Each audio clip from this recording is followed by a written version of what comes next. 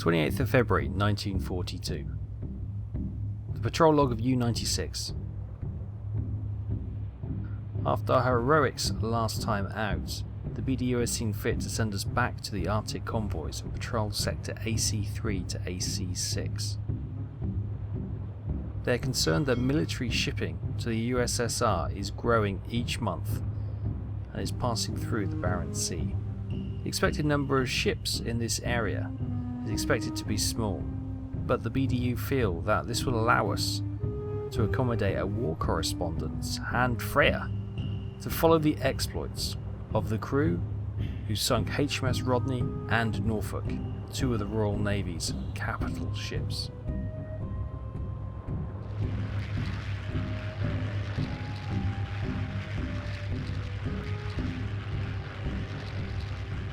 Hi everyone. Right, we've just been buzzed by aircraft, single engine. So we'll see if we get any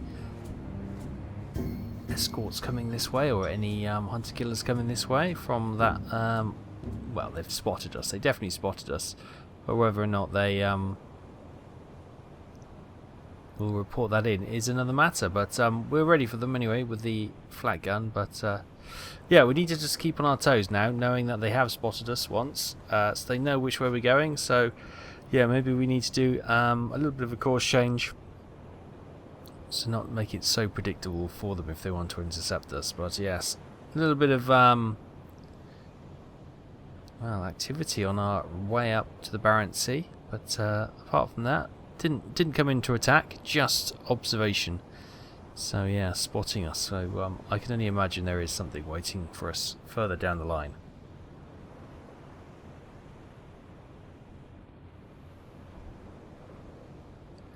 Okay, welcome back everyone. We're just coming towards our patrol area now. It's the 2nd of March. A bit of time has passed on. It's taken us a couple of days to get up here. Let's just get the that out of the way. We just had smoke on the horizon called out, and it's in front of us. I don't see it in this dwindling light, but apparently my watch crew, who've got far better eyesight than myself, have indeed spotted it. So if I just scoot quickly with the Uzo, see if I can see anything. No, I can't. It's not for my eyes.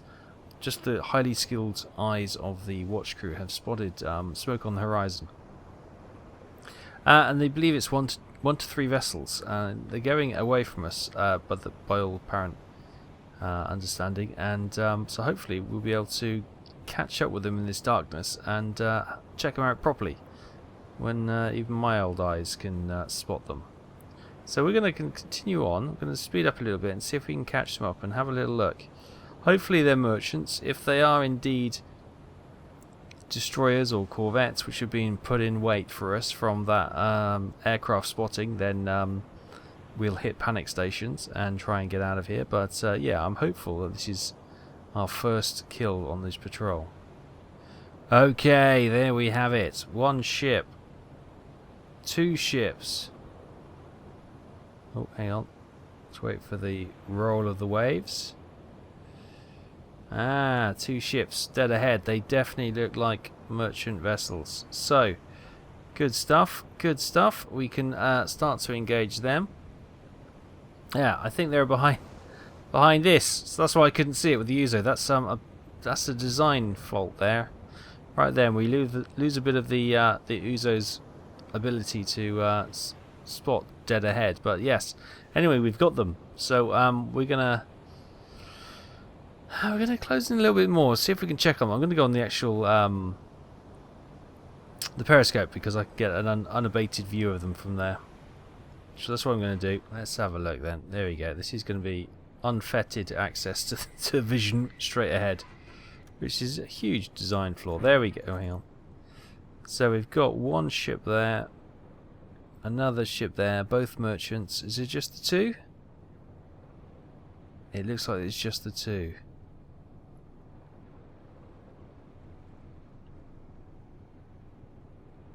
Yeah. Okay then. Well, I'm actually thinking that we get ahead of these, and it's a bit choppy for the deck gun, so I reckon we get ahead of these and try and ambush them. So that's what I'll do. I'll pull out to port, go fast, get ahead of them, and we'll try and set an ambush ahead of them. Wechseln auf E-Motor.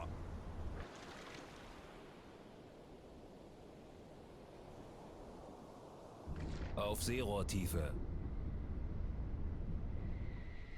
Okay, right, we've got ahead of them. Hydrophone says yes, there they are. Right, let's have a look. We've got an Empire class ship there, and what's the other one? Oh, that's like a C2. Both flying the British flag. So let's target the faraway one first. Let's get her identified. Australia? No. Let's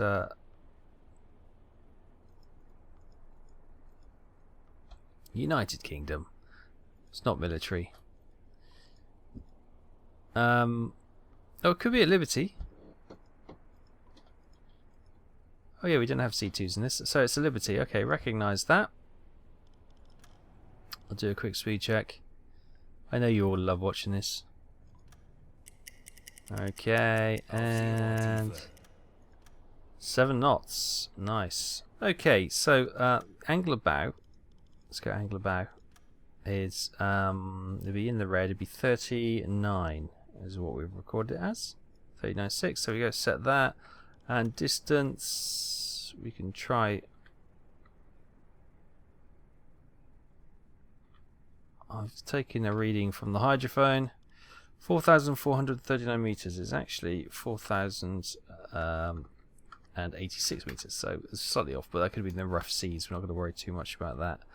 Right, let's make sure this is tracking 7 degrees, 4,000 meters, and this needs to be 39. There you go. Nice.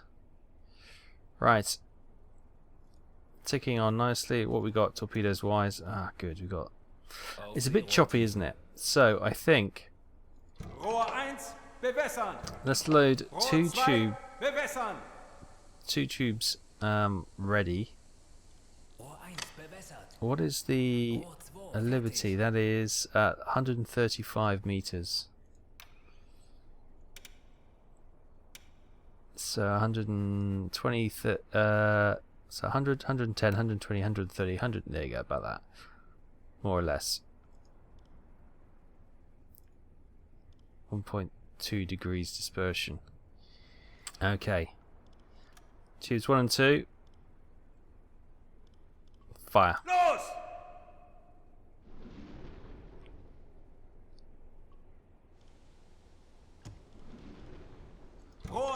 Load tube 3. Right, let's target the next one.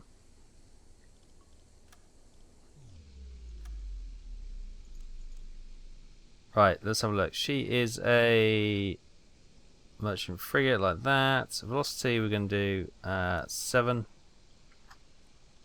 Range and angle of bow we can quickly do now. It's going to be 54 and 2,400. Perfect, right. Tube 3. Fire. Right, tube 4 we'll keep as a standby just in case we need to. But hopefully Magog.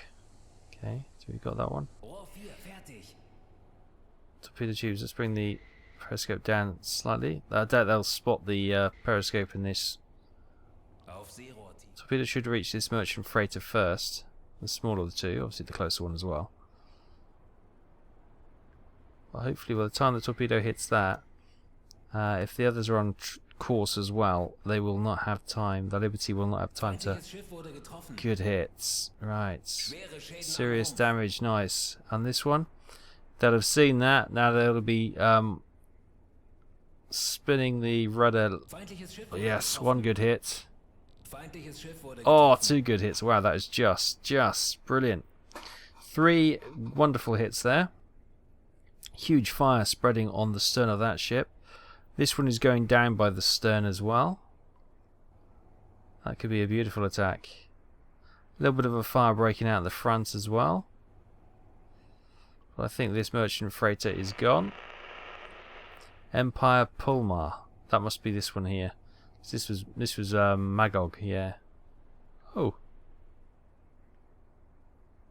Okay, I think she's gone. That one. Oh, she's putting out the fires actually.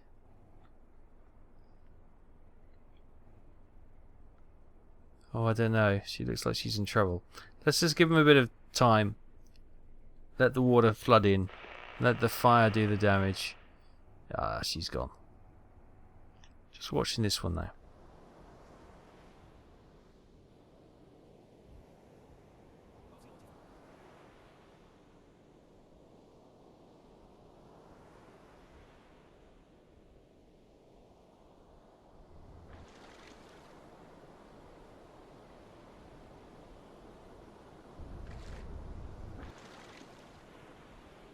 Wechseln auf Dieselmotor.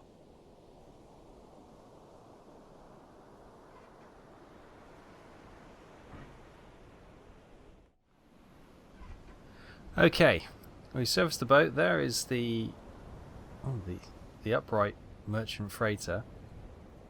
Let's have a look. See if we can offer some lifeboat. Oh, we got somebody in a non-uniform. Let's have a look.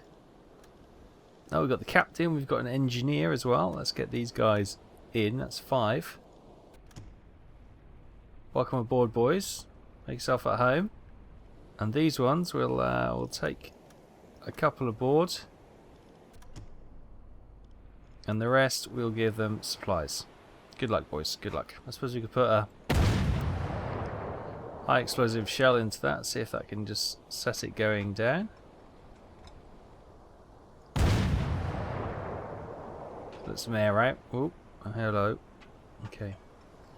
Anyway, let's concentrate our fire on the Liberty freighter over here.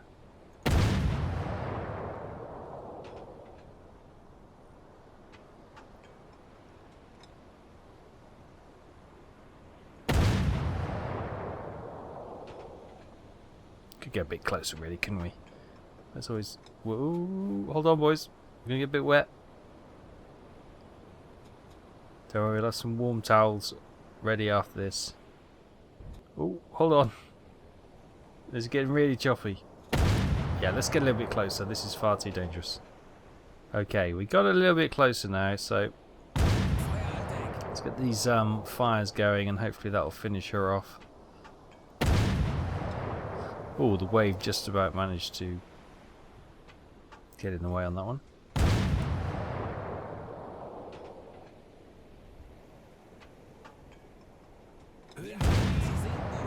She's gone. Nice. Now let's have a look. Is that? Oh, that other one's still up there. I don't think that's sunk, so we'll have to go back and finish that one off as well. Right. Okay. Let's go. Okay. A quick check of the hydrophone. No, it's this one that's broken up. Okay. So we still need to keep firing at this one. I thought just because we were firing at it, and that's when the call came that the ship was sinking. I just assumed it was this one, but it wasn't. So that was probably from the hydrophone operator. You probably heard that hull starting to creak and break up.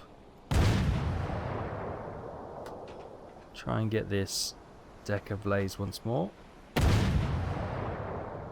Demasting her as we go. Does it feel like we're getting further and further away from her?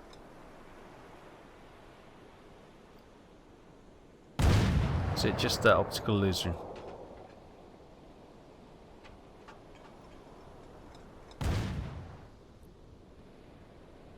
She's still there. Fires are still burning, but she's not really sinking. That's really frustrating. I mean, what more do we want?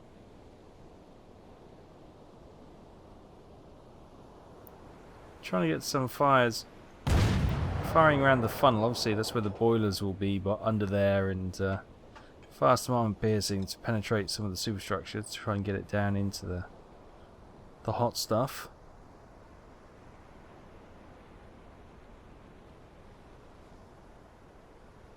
I'm still moving around now. If not, we'll have to pepper what will be the exposed keel and see if we can get some water into the superstructure that way. Using a lot of shells. Oh, this is a big ship, I suppose. It's worth it, isn't it? It's worth it. Now she looks like she's sinking. Oh, that looked like a fatal blow. Yes, I think she's gone.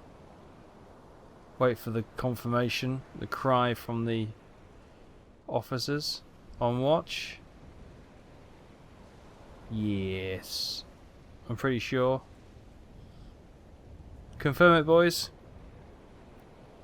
I see a life raft. There she goes. But it took them a while to get before they were sure that that was going down. I think I was pretty confident before they were. But there we go, a Liberty. Oh, and I think it's taken down one of the life rafts at the same time, which is a little bit unfortunate. There we go. Right. Secure the deck gun. So the war correspondent, Hans Freyer, explains to Klaus Hagmann, sorry, this guy's kind of distracted me, walking against me, that he wants to tell the public a bit how well engineered the U-boats are. He doesn't want to confuse his readers though. He asks Klaus if he can explain him exactly how U-boats dive to match all the basic facts which he already knows. Okay, so our options of answering are: there are 5 ballast tanks on board that are flooded from the front to the back during normal dive. We could say the U-boat has a neutral buoyancy and can simply use dive planes to move vertically. This information is classified. So what is obviously the ballast tank, so we'll let him know that. War correspondent thanks you. He seems to be really curious about that. Publication progress is increased. I'm glad to help.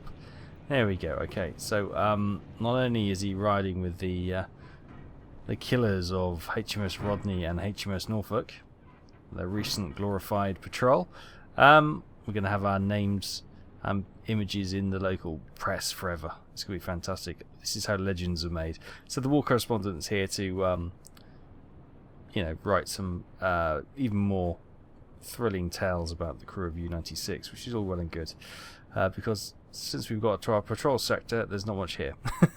So that's good. So we're going to continue on and hopefully bring you back something exciting in a few moments.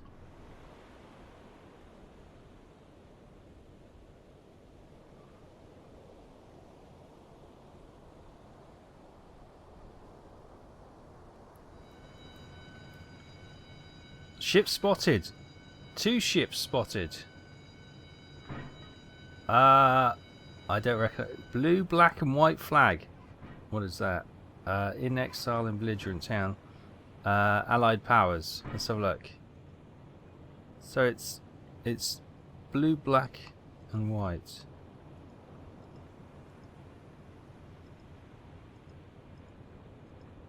Can't see it, yeah. I should know my historic flags, but I don't. Ah, there you go. Republic of Estonia. Oh, okay.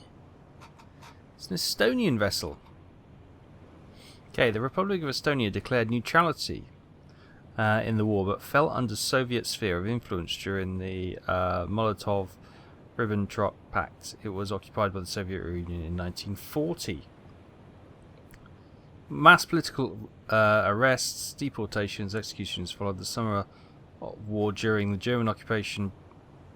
Barbarossa in 1941. The pro-independence Forest Brothers captured the south of Estonia. Blah blah blah blah blah. What were they doing in 1942? So Estonians were conscripted into the Estonian Rifle Corps in 1941 to 1944 to the Nazi German forces. Let's go in and have a conversation with them. What are they showing up? Are they showing up as... Oh, there's 3 apparently. Oh god, hang on, there's 3. I've only seen 2. Is it this huge metal thing in the way again? It is! It's another Estonian vessel. So we know that vessel there is an enemy vessel. So we're going to attack that, and we'll see about these 2 Estonian vessels. Okay, because we're under the cover of darkness, I don't think they'd seen us. So we've dived. There we go. Let's target her. SS Polaris. Okay, we've got that all set up. I'm thinking let's drop that back 1. Yeah, let's change that back to 6 because she's dodging and diving. And we'll fire. Fire there.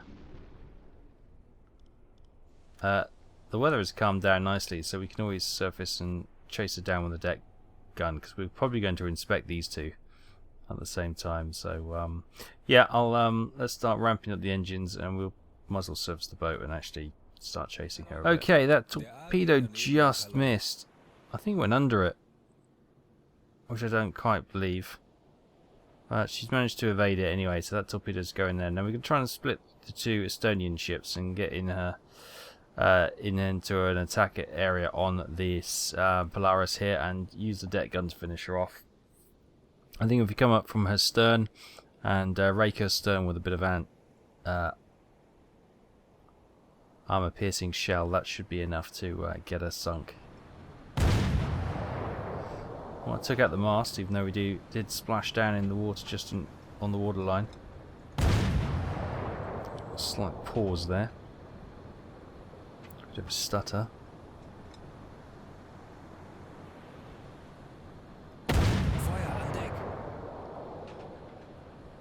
Alright, a couple more armor piercing shells into the... She definitely looks like she's going down at the stern, doesn't she? Definitely looks low in the water. To my eye, anyway.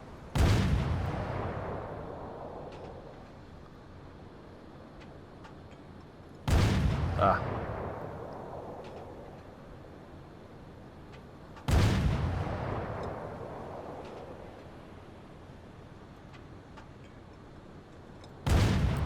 Around the funnel, then we'll switch to a couple of high explosives, get the fire really raging. I think she's probably gone.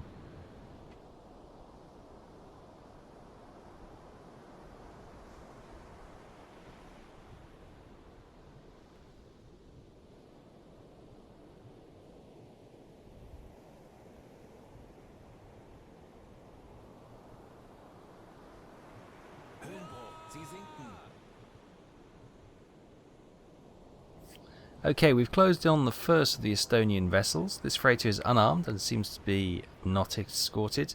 Well, it sails under a neutral flag. Ideally, we should investigate what it's carrying and its destination to ensure that it's not smugglers headed to an enemy port. So let's send our delegation aboard. Let's send... the captain's got navigation, so we'll send the captain.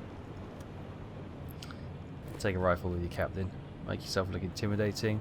We've got gunner, navigator, support, expert, leader, focus, okay. Torpedo mechanic, thorough, connections, engineer, handyman, consumer repairs, thorough, engine specialist, connections, engineer, no, personal skills, no, there you go, speaks French, Hans Mayer can go, pop a hat on. And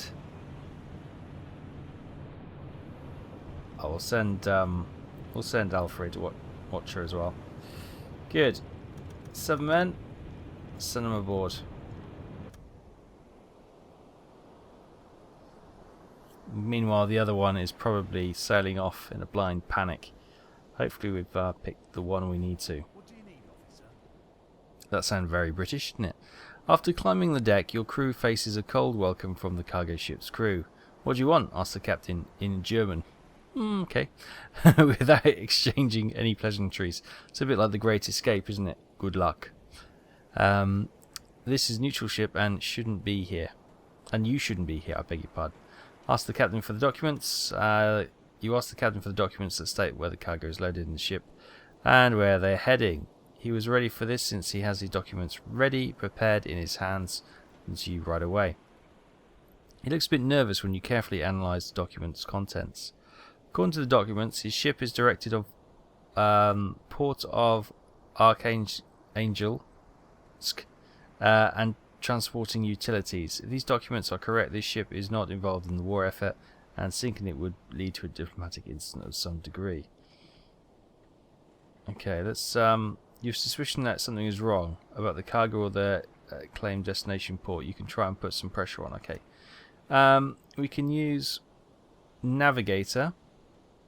Say that the course doesn't look like they're travelling to the port of Archangel. Yeah, it does actually. Yeah, no, they are.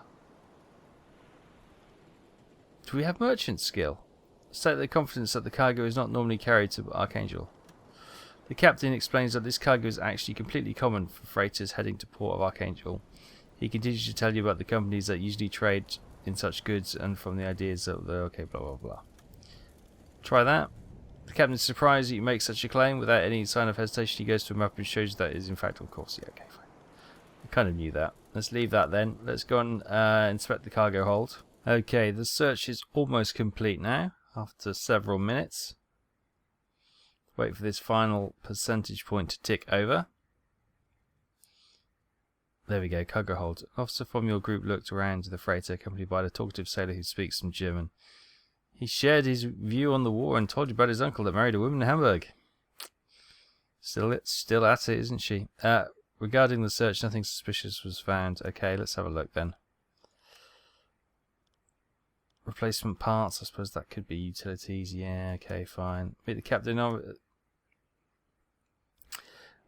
what should we do next? I think we're going to return to our ship and we're going to give him a bill, a clean bill of health. Okay, we're now within range of the second Estonian freighter. Let's send a delegation aboard. We're going to send... we won't send the captain this time. So, once again, the captain greets us on the deck. Dick Walls. Welcome, Dick. He seems very friendly. He speaks English and knows the basics of German speech. Sadly, it turns out to be quite problematic, but nevertheless, both parties managed to make somewhat basic conversation. After exchanging pleasantry, he invites you to a private room on the deck. Okay. Your officers sit with the captain in the ship's galley. After a short talk, the captain asks you to state what you need. Let's ask for the shipping documents. You ask the captain for the documents that state what cargo is loaded on the ship and where they are heading. He was ready for this since he has these documents already prepared and hands them to you right away. He's looking a bit nervous when you carefully analyse the documents. You can't decipher much from these documents though, since they are written in English. You only managed to spot some reference to the port of Archangel, so it's probably where they are headed. If your interpretation is correct, the ship is not involved in the war effort and sinking it could lead to a diplomatic incident. Okay, we don't have a linguist. That would be a good one. Okay, fine. We've got a French speaker. Let's have a search of the cargo hold. Okay, we've completed the inspection of the cargo hold. Again, their uncles keep marrying German Hamburg women. Let's have a look. Transported goods, more spare parts. Probably not. Let's return to our ship. 2 Estonian vessels heading for the same port with the same cargo. One captain speaks English and a bit of German. Okay, no, we'll return to the ship. It's probably a legitimate Estonian vessel. We're going to continue to sail back towards Bergen, our home port, and see if we come across any other targets en route. I'll see you in a few. Hi everyone, sailing for a short time. We just had another cry for more smoke on the horizon. Oh, they're right, now I do see it. Oh, that's any zoom levels we've got. Red flag, could be British. Oh, hello, 3 ships.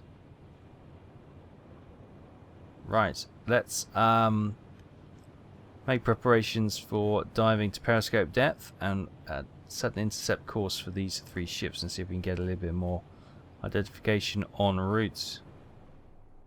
British flags on that one. What about the next one? Possibly, possibly not. That could be Austrian. No, it can't be Austrian. What the hell is that? That's Spanish. That the yellow. No, hang on. Don't laugh. The yellow was looking very white. Spanish ship. Can't quite tell. Right, it's making a mockery of me. Right, let's get this selected. Let's get British. Yeah,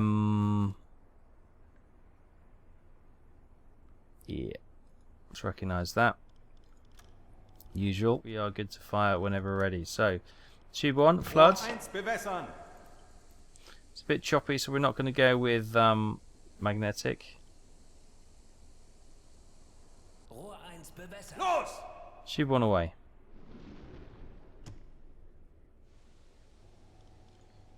Now.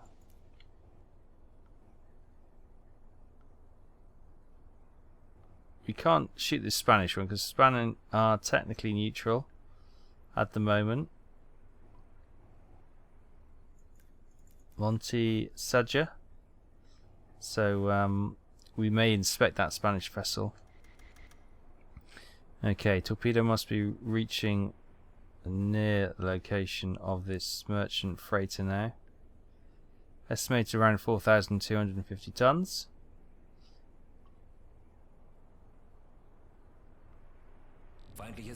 Good hits. Just on the rear. Oh yeah, she looks pretty badly damaged. Lost a mast.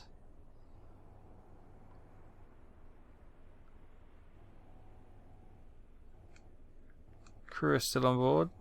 That fire is taking a blaze now.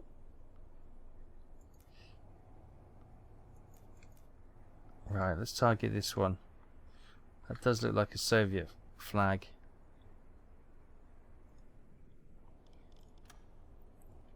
Okay, tube 2, fire.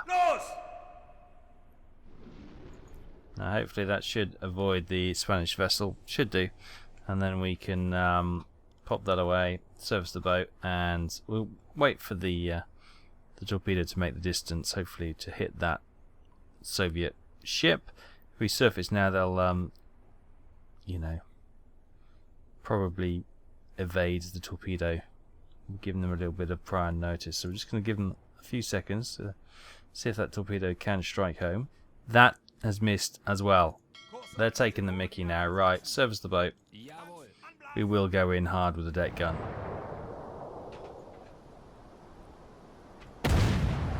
Blooming Soviet vessel trying to get away from us, making a fool of us.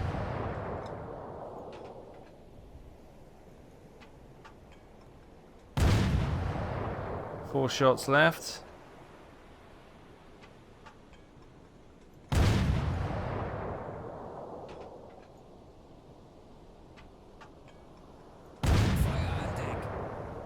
Two shots left.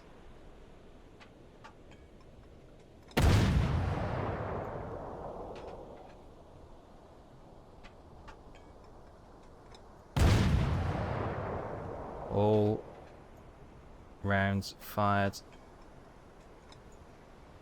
Nothing left. And she's put up. Has she put up the fire? I don't know. Check to see if we got anything in stores. Okay, she's definitely taking a bit of damage. Let's look at the masts are all falling off everywhere, but the crew seem well, she's definitely taking on water, isn't she?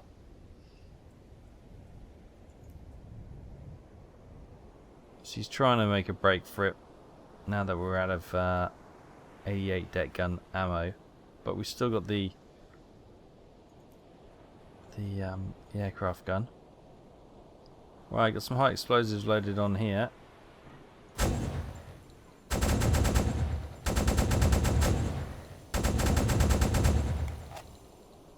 Maybe get a little bit closer. Okay, I think she's done before. Yeah, there she goes. Nice. Right, and there's that Spanish vessel sailing off into yonder. Let's go and catch her up and do a quick inspection before we let her go. Okay, a few moments later we caught up with the Spanish vessel. This freighter is unarmed and seems to not be escorted. While it sails under a neutral flag, ideally it should be investigated to make sure it's carrying its destination to ensure they're not smugglers headed to an enemy port. Right, let's send a delegation. What do you need, officer? See, another British speaker. After climbing on deck, your crew faces a cold welcome from the cargo ship's crew. What do you want? Asked the captain in German. without exchanging any pleasantries. This is a neutral ship and you shouldn't be here. Let's get the shipping documents. Right, according to the documents, the ship is directed for the port of Archangel and transporting medical supplies. If these documents are correct, the ship is not involved in the war. Okay, let's put pressure on them. Let's do the... Captain is surprised to say we've made such claims to not heading toward Archangel when we know they are. Okay, let's leave that. Let's go and inspect the cargo hold. Officer in your group looked around the freighter, accompanied by a talkative sailor. His uncle married a girl from Hamburg as well. Nothing seems out of the mist. Let's view the goods. Should be medical supplies. They are indeed medical supplies. Well, all appears to be in order. Let's return to our ship. It is indeed a Spanish ship heading with medical supplies to Archangel.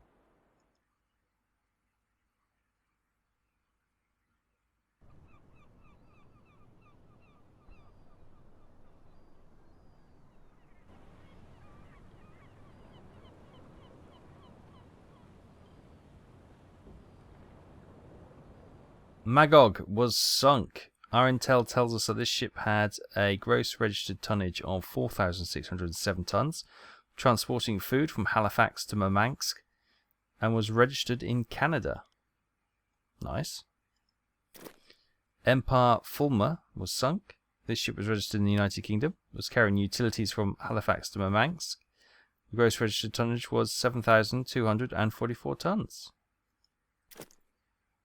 The SS Polaris, intel tells us the ship had a tonnage of 4,022 tons, transporting utilities from Belfast to Archangel. It was registered in Norway. The Empire Lancaster headed from Edinburgh to Archangel with medical supplies in the cargo holds. Registered tonnage of 4,250 tons. UK registered ship. Sunk. This ship was registered in the Republic of Ireland. Oh, and was carrying medical supplies from Edinburgh to Archangel. Its gross registered tonnage was 3,026 tons. The ship was flying a false flag of the USSR. Oh, so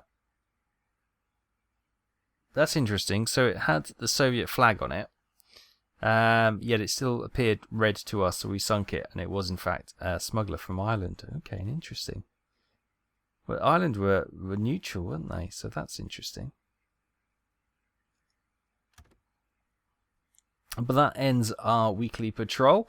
Tonnage sunk on this mission, 23,149 tons, 16 days, 12 hours at sea, 7,644.2 kilometres travelled. There you go. Irish. Yeah. Would you ever? 5 ships sunk. 23,000 tonnage. We allowed the war correspondent to collect material for his publication. That was completed. We travelled the requisite 2,250 kilometres in the marked patrol area. And we were told to sink 7,000 tons minimum. 23,000 certainly achieved that goal. Good. More rewards for the crew of U-96. And here we are back at port. Now, a number of you have asked to see, we've got some level ups as well, to see the decorations that the crew have been awarded. So let's start off with the captain. As you can see, he's got his Iron Cross second class, Iron Cross first class. He's got his German Cross in gold. He's got his U-Boat War Badge. He's got his Knight's Cross. He's got his Knight's Cross of Oak Leaves. He's got his Knight's Cross of Oak Leaves and Cross Swords. And he's got his U-Boat War Badge with diamonds. Nice. Klaus, he's also got his first and second class Knight's Cross, his German Cross in gold, U-Boat War Badge, his U-Boat War Badge with diamonds. He's got his front clasp in bronze, exclusive decoration for U-Boat Force members that recognises continued valour in combat. It's awarded to crew members who participate in 15 war patrols. And he's also got his Knight's Cross as well. Eberhard Marx, he does have a skill he can learn. What we got? Supporter, Gunner, Focus, Iron Fisted, Management. What would really be nice would be Linguist, wouldn't it? Right, okay, so I think we're going to go with the supporter because that's quite a good one. You can see that Abad's got the first and second Iron Cross, the warboat, so the U-boat war badge, the U-boat war badge with diamonds, and the German cross in gold. And Jürgen Oosterman, he's got his war badge and his diamond war badge. He's got his front clasp in bronze, second class Iron Cross, and his Iron Cross first class. Franz Mayer, he's got his U-boat war badge, Iron Cross second class, Iron Cross first class, war badge with diamonds. Alfred Vocher, again, war badge, second class Iron Cross first class, war badge with diamonds, and his bronze clasp. And finally, Hermann Aldorp, he's got his U-boat war badge with diamonds, Iron Cross second and first class, and his clasp in bronze. Nice. Does he have the skill? He does. Torpedo mechanic, loads torpedoes 33% faster. That would be good. He's already got thorough, so we'll go with that. Nice. So that's the crew. Hope you enjoyed that quick run through of what they can, what they're aiming for and what they've already completed. So thanks so much for watching. Take care. I'll see you next week for further adventures of U-96 in her weekly patrol logs. Take care. Bye bye.